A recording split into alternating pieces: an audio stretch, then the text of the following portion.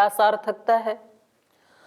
त्रिर्वचनेन ही प्रथमोत्तमयोः पंचदशत्वं सामिधेनीनां भवति। बोले जो सामिधेनी ऋचाएं हैं वो कुल तो कितनी हैं? 11, और उनका विधान क्या है? पंचदशत्व का, 15 का। 15 आहुति देनी होती हैं उनसे। तो इसलिए त्रिर्वचने नहीं, जो त्रिवचन किया प्रथम और उत्तम का, त्रिर्वचने नहीं प्रथमोत्तमयोः पंचदशत्वम, तभी तो वो पंचदशत्व को प्राप्त होगा जो सामिधेनी ऋचाएं हैं। तो इसलिए वहां पर 3 बार बोलना सार्थक है, निरर्थक नहीं है। और ये जो 5 बार बोला जाता है अयंत इद्म आत्मा, ये सार्थक है कि निरर्थक है? क्या सार्थकता है?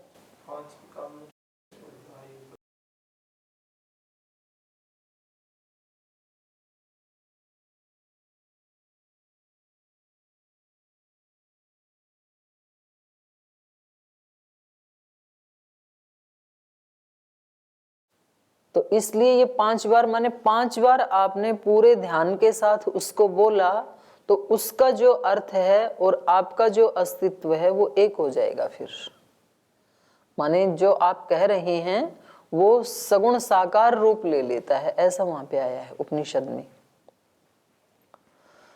तो इसलिए ये कह रहे हैं त्रिर्वचने नहीं प्रथमोत्तमयोः पंचदशत्वं सामिधेनीनां भवति तथा च मंत्र अभिवादः।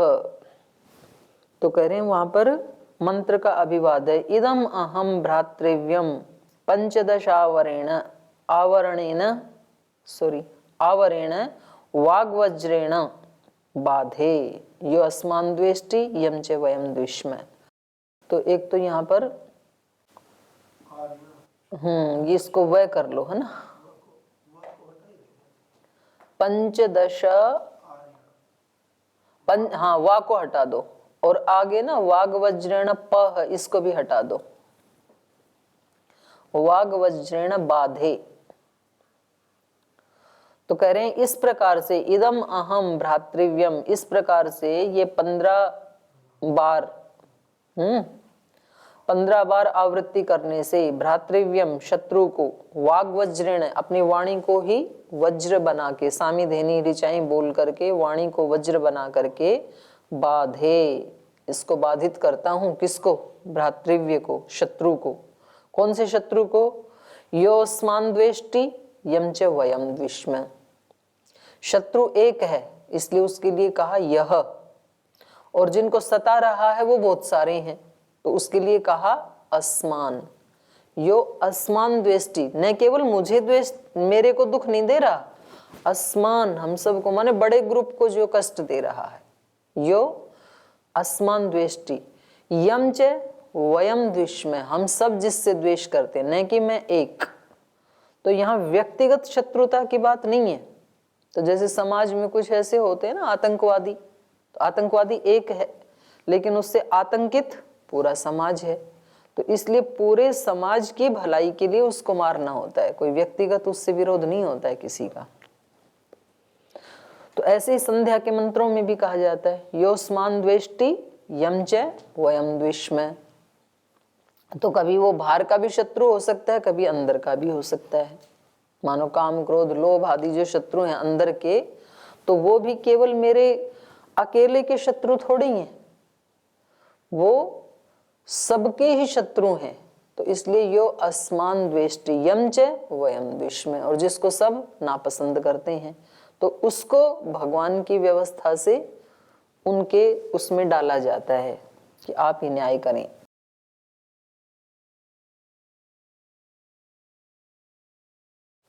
तो इसकी ना दूसरी भी एक व्याख्या की जाती है, पंचदश आवरण, आवरण 15 आवरण है जिसके ऐसा वाग रूपी वज्र, जैसे 1 आवरण 2 आवरण 3 आवरण, तो वो जितने आवरण होंगे उतना वो मजबूत हो गए ना, सशक्त।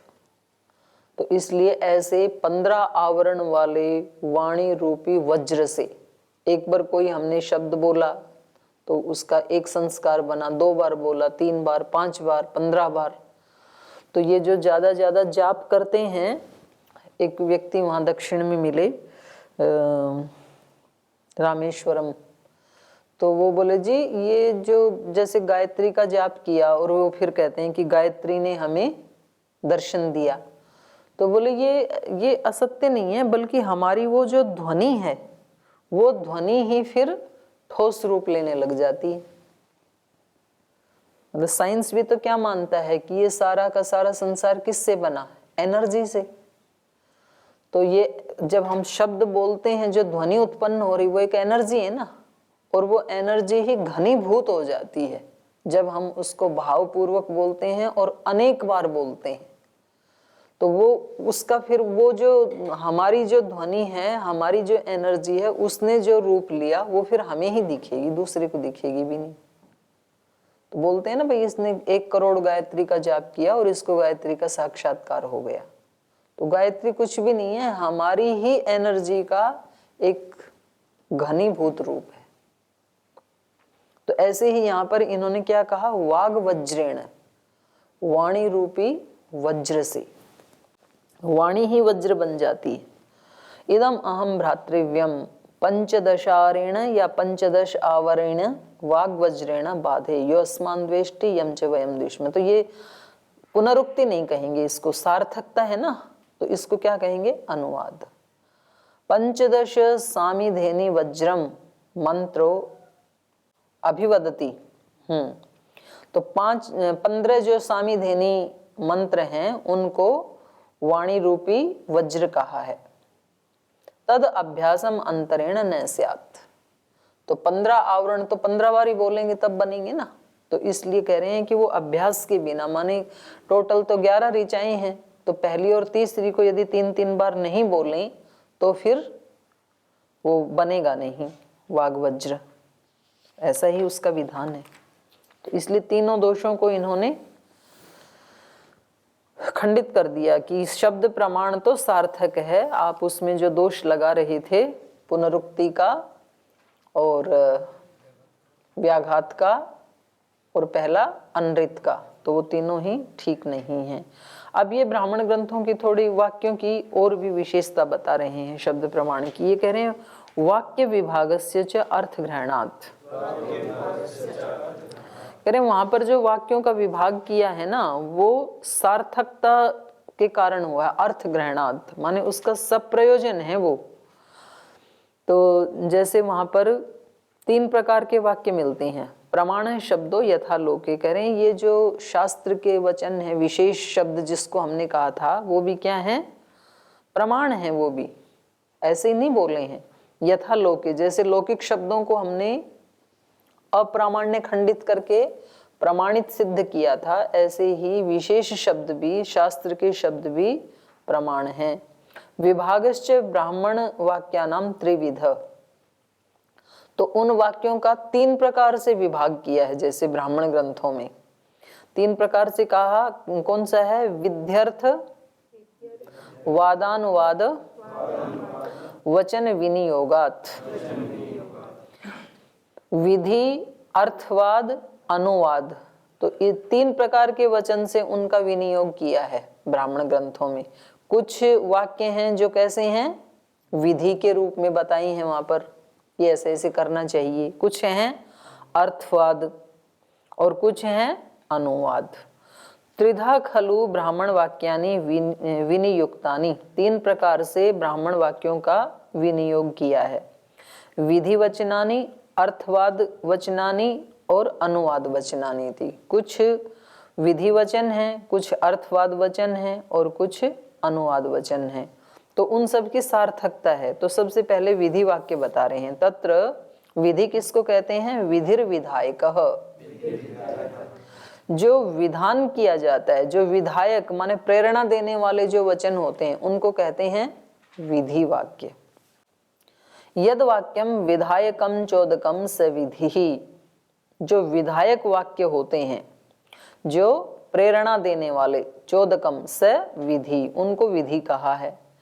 विधिस्तु नियोगो अनुज्ञावा, और विधि 2 रूप में होती है, एक तो नियोग के रूप में, तो दूसरा अनुज्ञा के रूप में। नियोग क्या है, जो व्यक्ति जिस कार्य में नहीं लगा है उसको कार्य में लगाना, इसको तो कहते हैं विधि।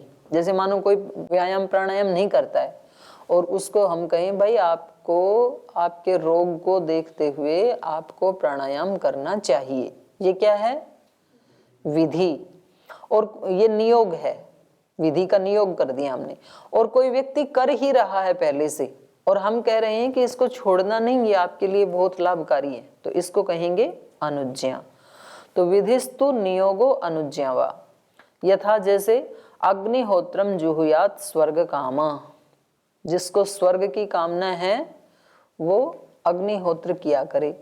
तो जो व्यक्ति नहीं कर रहा है उसको अग्निहोत्र शुरू करवा देना, ये नियोग हो गया। और जो पहले से कर ही रहा है उसको प्रेरणा देना, प्रवृत्त कराना, ये अनुज्ञा हो गया। तो इसको कहते हैं विधि। अर्थवाद क्या है? स्तुतिर निंदा परकृति ही पुराकल्प इति अर्थवाद। अर्थवाद है स्तुति करना, निंदा करना, परकृति, परकृति होता है विरुद्ध विधि का कथन, और पुराकल्प, पुराकल्प होता है ऐतिहासिक विधि, माने जिसमें इतिहास समाया है। तो ये 4 प्रकार के जो वाक्य हैं इनको कहते हैं अर्थवाद। तो इनका भी वर्णन मिलता है ब्राह्मण ग्रंथों में 4 प्रकार के वाक्यों का। तो पहले बता रहे हैं स्तुति क्या है। विधेहे फलवाद लक्षणा या प्रशंसा सा स्तुति ही। विधे, विधि का जो फलवाद है, माने विधि रूपी विधि के वाक्यों की जो प्रशंसा है, फलवाद लक्षणा या प्रशंसा, फल दिखाने वाली जो प्रशंसा की गई है उसको कहेंगे स्तुति। जैसे संप्रत्यार्थ स्तूयमानम शद्दधीत इति। स्तूयमानम जो यज्ञ आदि हैं उनको संप्रत्ययार्थ, संप्रत्ययार्थ माने निश्चय करवाने के लिए या विश्वास दिलाने के लिए, शद्दधीत इति श्रद्धा उत्पन्न कर देती है। स्तुति से क्या होता है? स्तूयमान में विश्वास दिलाने के लिए की जाती है ये स्तुति, और ये स्तुति से फिर श्रद्धा उत्पन्न हो जाती है। देखो कितनी अच्छी बात है ना ये, जिसकी हम स्तुति करते हैं उसमें श्रद्धा उत्पन्न हो जाती है। तो आपको अपने गुरु में श्रद्धा उत्पन्न करनी है तो गुरु की खूब स्तुति किया करें। स्तुति मतलब उनकी प्रशंसा के लिए उनके जो गुण हैं उनका गान करें। आपको भगवान में यदि श्रद्धा उत्पन्न करनी है तो क्या करें? भगवान के गुणों का गान करें। सूरज को देखें तो देखो क्या बनाया है भगवान ने, सुबह सुबह उठ करके उसको प्रणाम करें। वायु को देखें, जल को देखें, दिशाओं को देखें, लताओं को देखें, नक्षत्रों को देखें, भोजन को देखें, अपने शरीर को देखें, अंग प्रत्यंग को देखें, तो सब जगह क्या दिखे? ईश्वर। और उसके गुणों का गान करें, उसकी स्तुति करें, तो उसमें श्रद्धा उत्पन्न हो जाएगी। जिसकी स्तुति करते हैं उसमें श्रद्धा उत्पन्न हो जाती है।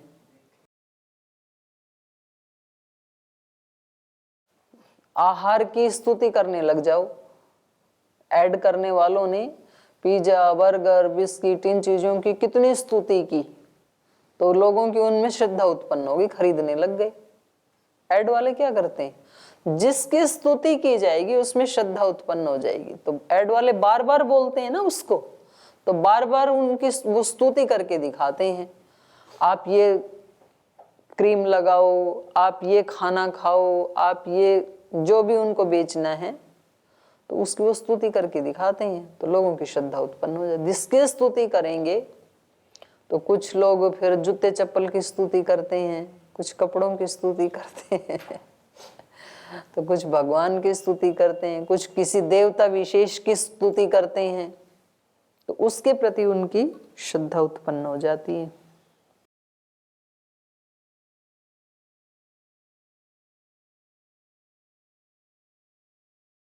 माने फलवाद रूपी जो प्रशंसा है, सा स्तुति, उसको स्तुति कहा। और ये स्तुति स्तूयमानम संप्रत्यय अर्थ शब्दधीता इति, जो स्तूयमान है यज्ञ आदि जिसमें हम स्तुति करते हैं उसके संप्रत्ययार्थ, निश्चयार्थ, उसमें निश्चय कराने के लिए, क्योंकि ब्राह्मण ग्रंथों में तो ज्यादा वाक्य यज्ञ परक हैं, तो यज्ञ आदि का भाई ये करोगे तो ये फल मिलेगा आपको, ऐसा विश्वास दिलाने के लिए, ऐसा निश्चय कराने के लिए वहां पर जो प्रशंसा वाक्य कहे हैं उनको पढ़ने से क्या हो जाता है, श्रद्धा दधीता, श्रद्धधीता इति, ये स्तुति श्रद्धा उत्पन्न कर देती है।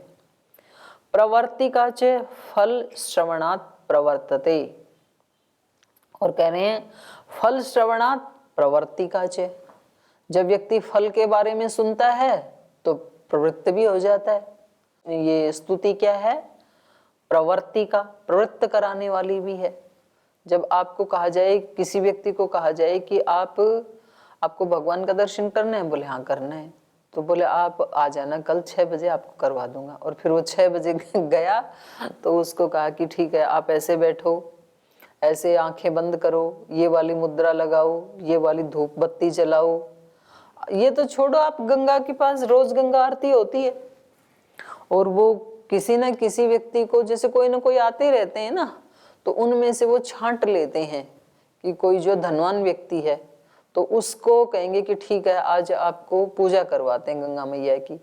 और फिर वो गंगा मैया की वहाँ मूर्ति रखते हैं, धूप दीप वहाँ सब जलाते हैं, फिर उस पर दूध डालते हैं, पुष्प बहाते हैं।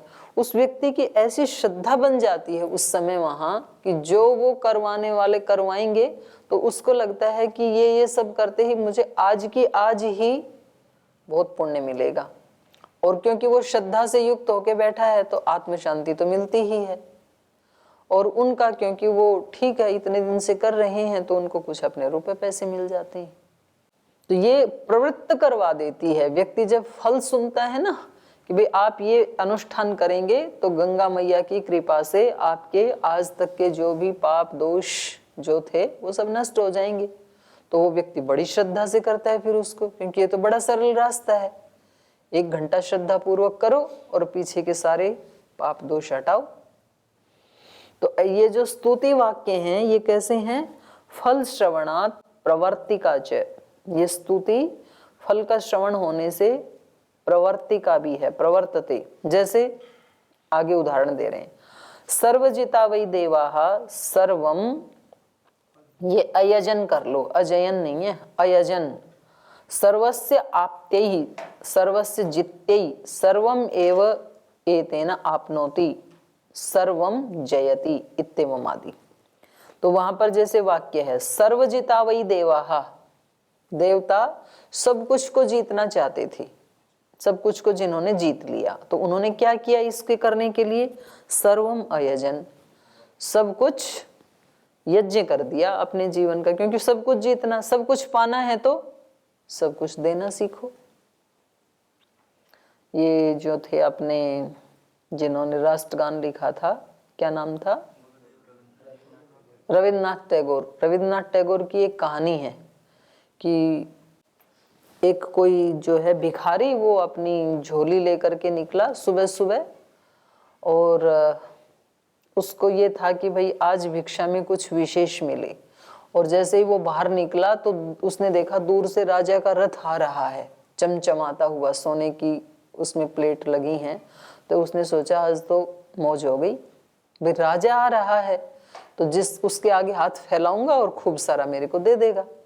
तो जो भिखारी होते हैं ये जब अपने घर से निकलते हैं तो थोड़ा सा झोली में डाल के चलते हैं, क्योंकि जिससे मांगेंगे तो वो दिखना चाहिए ना, तो उसको देख के दूसरा देगा कि भाई किसी ने तो डाला है तो मैं भी डाल दूं।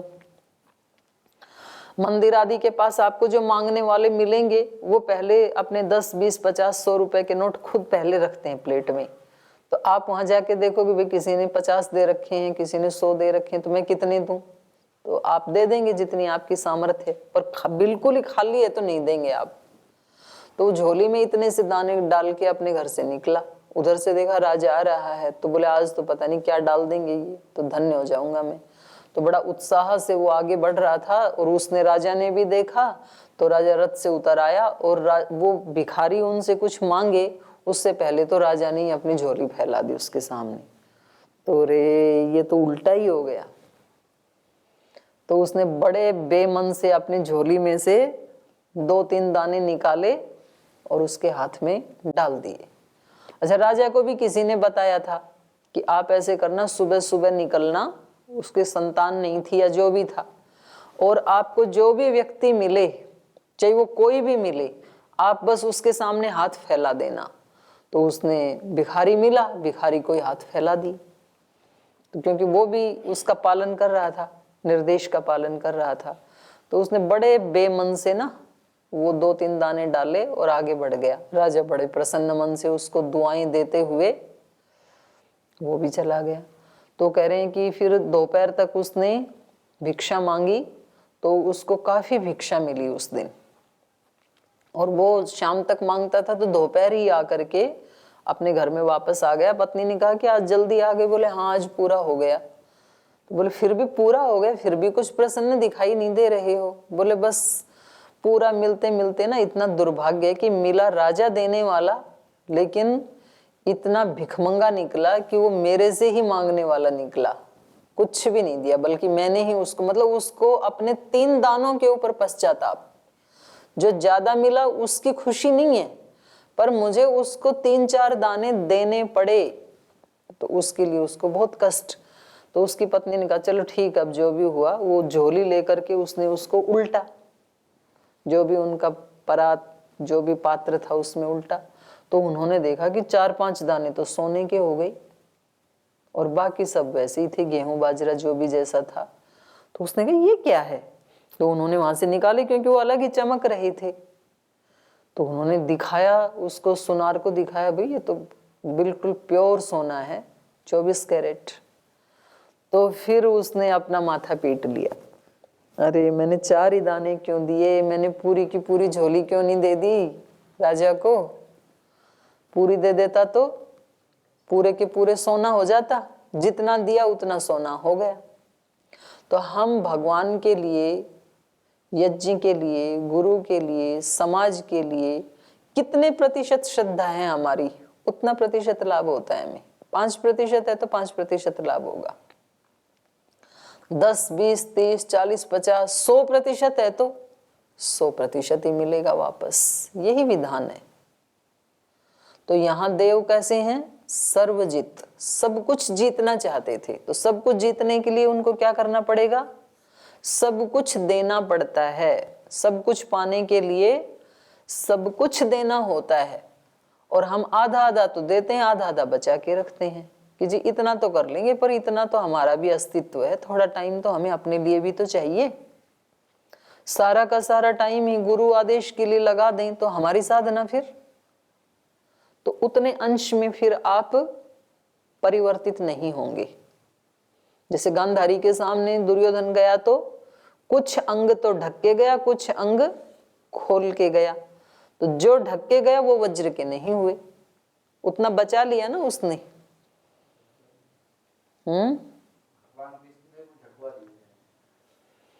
वो जो भी हो, पर जितना बच गया उतना वो परिवर्तित नहीं हुआ। तो जितने अंश में वो ब्लेम किसी को भी करें हम, जी इनकी वजह से नहीं हुआ, ये न्यूनतम तो कर ही देते समर्पण। हाँ, उन्होंने तो युद्ध न करने के लिए भी कहा था। तो अगर वो मानते उन्हीं की बात, तो व्यक्ति मानता तो वो ये ना जो अपने अनुकूल लगता है। तो चलो जो भी हो उस पे हम नहीं जाएंगे, पर बात इतनी है समझने वाली कि जितने अंश में हम देते हैं उतने अंश में हमें मिलता है। जितने अंश में आप किसी पे विश्वास करेंगे उधर से उतना ही विश्वास दूसरा व्यक्ति करेगा। जितने अंश में आपकी श्रद्धा है उतने ही अंश में उधर से भी आपको श्रद्धा का फल मिलेगा। जितनी आपकी भक्ति है, जितना आपका दान है, बिल्कुल उतना ही मिलता है, उससे कुछ ज्यादा मिलता है थोड़ा सा। तो इसलिए जो लोग समझदार होते हैं ना वो सारा ही दे देते हैं। अब देखो ना कितने लोग नौकरी के लिए, धन के लिए, मकान बनाने के लिए कितना संघर्ष करते हैं कि किसी तरह हमें मिल जाए। और एक दूसरे हैं महात्मा बुद्ध जो सारा मिला मलाया ठोकर मार के जा रहे हैं, छोड़ के जा रहे हैं। तो उनका एक अलग ज्ञान है। वो कहते हैं ये इससे कुछ नहीं मिलने वाला है, इसको छोड़ने से बहुत कुछ मिलने वाला है। और उसको छोड़ने से तो सब कुछ ही मिल गया जो कभी भी नष्ट नहीं होगा, इतना मिल गया। और यदि उसको नहीं छोड़ते तो राज तो छूटना ही था, 10 साल बाद छूट जाता, जी लेते 10-20 साल, दे लेते, इंद्रियों को सुख, शरीर को सुख दे लेते, और क्या होना था। तो छोड़ने से ही सब मिलता है। इसलिए अपने आग्रह, अपनी समझदारी, जितने अंश में आप छोड़ेंगे उतना आपको मिलेगा। सर्वजिता वै देवा सर्वम अयजन, जो सब कुछ जीत लेने वाले जो देव थे उन्होंने सब कुछ आहूत कर दिया, यज्ञ में दे दिया। सर्वस्य आप्त्यै, सब कुछ की प्राप्ति के लिए वो जानते थे इस रहस्य को कि सब कुछ देने में ही सब कुछ मिलता है। सर्वस्य जित्यै सर्वम एव एतेन आपनोति, तो सब कुछ जीत लेने से सब कुछ इसको मिल जाता है। यज्ञ से, योग से सर्वम जयति इत्येवमादि, तो ये क्या है, वहां पर फल दिखा रहे हैं ना कि भाई आपको सब कुछ चाहिए तो सब कुछ दे दो तो सब कुछ मिल जाएगा। तो ऐसे फल जब दिखाए जाते हैं तो हमारी उनके प्रति फिर श्रद्धा हो जाती है स्तुति को देख करके। तो एक ये हो गई स्तुति। निंदा क्या है? निंदा है अनिष्ट फलवादो निंदा। अनिष्ट फलवाद रूपी जो निंदा है वो भी क्या है? अर्थवाद ही है। तो ये क्यों की जाती है? वर्जनार्था, रोकने के लिए व्यक्ति को कि भाई ऐसे मत करना नहीं तो बहुत दुख मिलेगा। तो ये वर्जनार्था। निंदितम च निंदितम न समाचरित इति, जो निंदित कर्म है वो कभी नहीं करना, तो उनको रोकने के लिए निंदा की जाती है। स एष वाव प्रथमो यज्ञो यज्ञानाम यद ज्योतिष्टोम य एतेन अनिष्ट्वा अन्नेन यजते गर्ते पतति अयम एव एतत् जीर्यते वा प्रमीयते वा इत्येवमादि। तो निंदा में वाक्य का क्या कहें वहां पर? स एष वाव प्रथमो यज्ञ, निश्चित रूप से यही सबसे पहले करने योग्य प्रथम यज्ञ है। कौन सा? यज्ञानाम यज्ञ ज्योतिष्टोम, जो बड़े यज्ञ याग किए जाते हैं ना उनमें सबकी प्रकृति है ज्योतिष्टोम। जैसे राजसू यज्ञ करना है या अन्य बड़े बड़े याग करने हैं, तो जैसे अपन विशेष यज्ञ करते हैं तो प्रकृति क्या है? जो सामान्य यज्ञ है वो पहले किया जाता है। सीधे ही तो आप होली दिवाली के मंत्र नहीं बोलने लगते हैं ना। तो ऐसे यज्ञों में यज्ञानाम प्रथमो यज्ञ, सब बड़े यज्ञों में जो प्रथम यज्ञ है वो है ज्योतिष्टोम। ये एतेन अनिष्ट्वा, ये वह नीचे ठीक से लगा लेना टै के नीचे। तो ये ज्योतिष्टोम से यजन न करके अन्य न यजते, सीधा ही कोई सोमयाग आदि बड़ा यज्ञ शुरू कर देता है, अन्य से यजन करता है, तो कह रहे हैं गर्ते पतती, गड्ढे में गिरता है वो। मूल की भूल से गड्ढे में गिरेगा व्यक्ति, मूल को पकड़ के रखो। गर्ते पतती अयम एव एतत् जीर्यते, तो ये इसका उल्लंघन किया हुआ जो कर्म है, अपकर्म है, ये ही इसको जीर्ण कर देता है, नष्ट कर देता है। अयम एव एतत् जीर्यते वा प्रमीयते वा, या मारा जाता है, यही मार देता है उसको।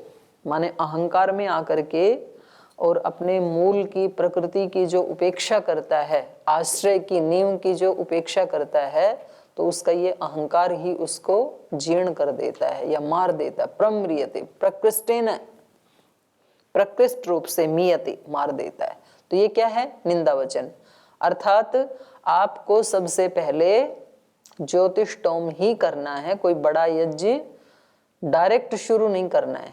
तो ऐसे वाक्य निंदा में कही गई हैं। तो ये अर्थवाद में हमने दो पढ़ा, स्तुति और निंदा। अब प्रकृति और पुराकल्प, ये दो बच गए अर्थवाद के, तो इनको हम कल पढ़ेंगे। आज यहीं विराम लेते हैं।